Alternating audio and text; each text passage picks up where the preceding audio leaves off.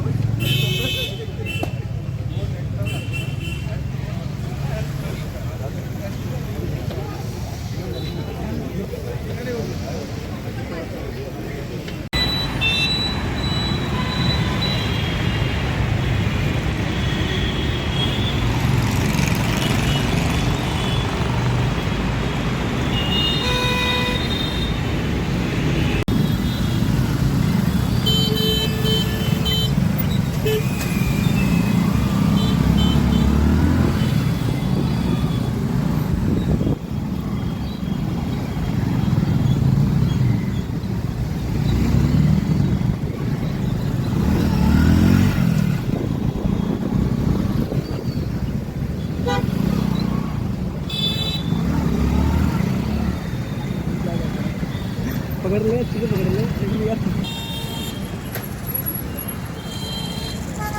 नीरज भाई का एक्सीडेंट हो गया अभी गिरते हुए बचा। नीरज भाई थोड़ा टांग दिखाओ तो। हाथ देखो, इसका हाथ कट गया है, बस से गिर गया है। टांग दिखाओ थोड़ा। देखिए गाइस, टांग भी फट गया है, स्क्रैच लग गया है। कहा नोएडा के बारे में जाने हो? अच्छा, परमिशन लेके आओगे? नहीं आओ, परमिशन लेके।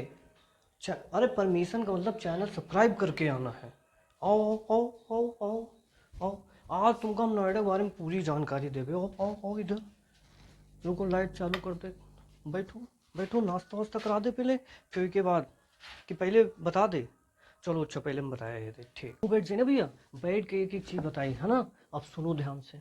नोएडा की कहानी उस समय से शुरू होती है जब एनडी तिवारी और संजय गांधी, एनडी तिवारी यानी नारायण दत्त तिवारी, और संजय गांधी एक मीटिंग में बैठे हुए थे और संजय गांधी के हाथ में दिल्ली का नक्शा था और उस समय देख रहे थे कहीं न कहीं एक ऐसी जमीन मिले जहां पर हम दिल्ली की जो कुछ कारखाने हैं जिनसे प्रदूषण हो रहा है, हम ऐसी जगह शिफ्ट करें जिससे यहाँ का प्रदूषण कम हो सके।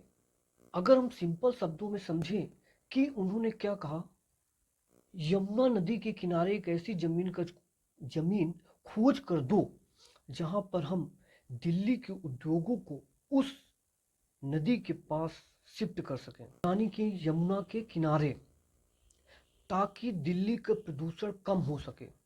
समझ रहे? उस समय संजय गांधी का छोटा सा प्रस्ताव, समझ रहे ना, उस समय तब के बड़े बड़े नेताओं के लिए बहुत बड़े आदेश की तरह होता था। यानी कि संजय गांधी का छोटा प्रस्ताव, एनडी तिवारी यानी नारायण दत्त तिवारी इस प्रकार विचार करते हुए उन्होंने काम पर, यानी कि वो काम पर लग गए, कहने का मतलब समझ गए।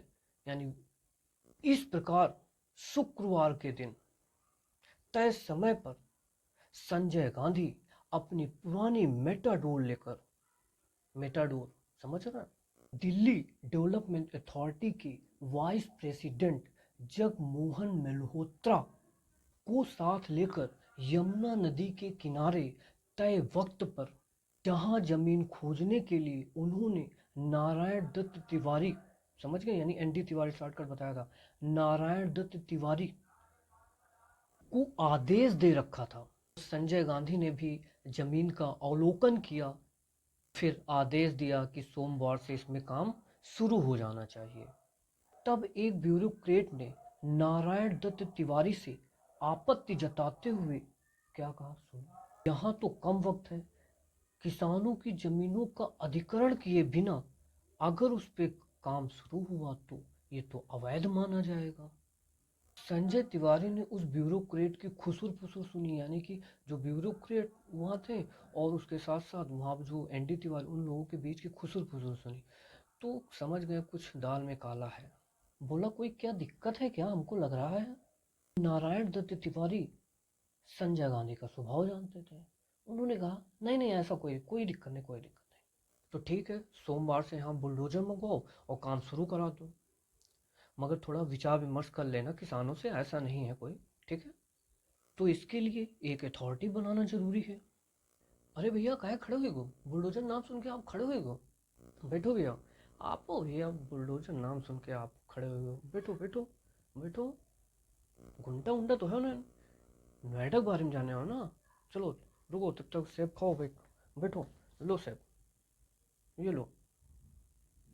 तो हम बात करेंगे नोएडा की अथॉरिटी के बारे में, क्योंकि अथॉरिटी कैसे बनी। ठीक है, आप सेब खाते रहिए, आप सुनिए केवल ध्यान से। क्या ज़्यादा जल्दी में हो? अरे अच्छा कोई बात नहीं, आप मेरा ब्लॉग है उस पे, ब्लॉग थर्ड, ठीक है, उस देख लेना, कोई बात नहीं, जाओ।